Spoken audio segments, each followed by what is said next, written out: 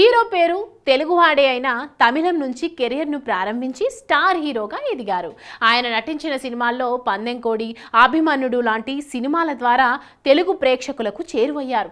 అయితే గత కొంతకాలం నుంచి విశాల్కు ఎదురు దెబ్బలు తగులుతున్నాయి. సరైన సక్సెస్ లేక ఇబ్బంది పడుతున్నారు. ఎన్నో ఆశలు పెట్టుకున్న రత్నం తీవ్రంగా నిరాశపరిచింది. కోలీవుడ్లో ఓ మోస్తారుగా ఆడినా మన దగ్గర డిజాస్టర్ ముద్ర వేయించుకుంది.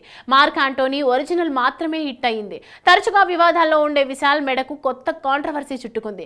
గతంలో తమిళ నిర్మాతల మండలికి అధ్యక్షుడిగా ఉన్న సమయంలో 12 కోట్ల మేరకు స్కామ్ చేశాడని, అందుకే అతనితో ఎవరూ సినిమాలు చేయకూడదని అల్టిమేటం జారీ చేయడం సంచలనంగా మారింది. దీనికి విశాల్ అంతే స్థాయిలో స్పందించాడు.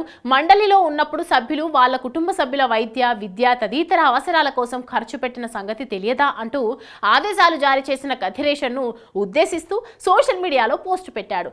ఇండస్ట్రీలో చాలా సమస్యలు ఉన్నాయని, వాటి వైపు పరిష్కారం చూపెడితే బాగుంటుందని, విశాల్ సినిమాలు చేస్తూనే ఉంటాడని, కావాలంటే ఆపడానికి ట్రై చేయొచ్చని సవాల్ విసిరాడు. ఇప్పుడు ఈ వ్యవహారం సర్వత్రా హాట్ టాపిక్ గా మారింది. బయట వాళ్ళు తీయకపోయినా విశాల్కే నిర్మాణ సంస్థ ఉన్న సంగతి తెలిసిందే.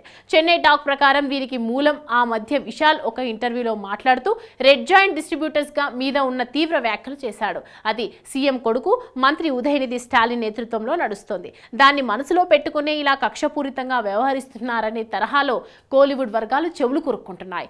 ఏది నిజమో ఏది అబద్ధమో లోగుట్టు పెరుమాళ్ల కెరుక తరహాలో పరిణామాలు వేగంగా మారిపోతున్నాయి. ప్రస్తుతం స్వీయ దర్శకత్వంలో డిటెక్టివ్ 2 తీస్తున్న విశాల్ దాని మొదటి భాగం దర్శకుడు మిస్కిన్ తోనూ విభేదాలు ఉన్నాయి. మరి వీటి నుంచి విశాల్ ఎలా బయటపడతారో చూడాలి.